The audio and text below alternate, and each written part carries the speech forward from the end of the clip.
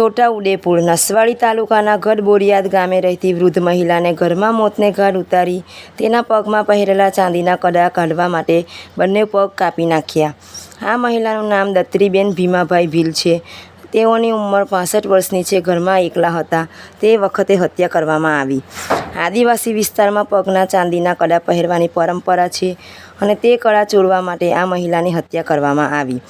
નસવાડી તાલુકાના ગઢબોરિયાદ ગામે પ્રવેશના માર્ગ ઉપર મુખ્ય રોડ ઉપર કાચા ઝૂંપડામાં આ મહિલા રહેતી હતી।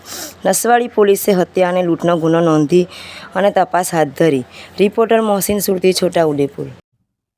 મારી મધર 28 તારીખે રાત્રે હું 10 વાગે જોઈ હતી અને એ 10 વાગ્યા પછી હું બીજે દિવસે સવારમાં કામ ઉપર જતો રહ્યો અને પછી રાત્રે આવ્યો મેં એટલે જોયું તો અહીં બેસવા ગયો। ત્યાંથી આવ્યો મેં પછી જયસ્વાલની 3 બહીઓ આવી અને મને કીધું કે તારી મમ્મી સવારથી બહાર નીકળી નથી તો જરા તપાસ કરો। એટલે હું મારા મોટા છોકરાને તપાસ કરવા મોકલ્યો।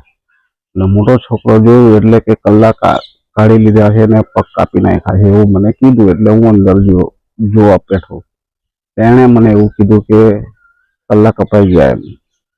પછી મેં જોયું એટલે કલાક હતા જ નહીં અને પગ કપાઈ ગયા હતા અને પછી પોલીસને જાણ કરી એટલે પોલીસ આવી ત્યાં અને મને લઈ ગયા કે FIR લખાવવાની છે અને પછી સરકારી દવાખાને ડેડ બોડીને પહોંચતી કરીને હવે PM કરવાની વાત કરી છે મને।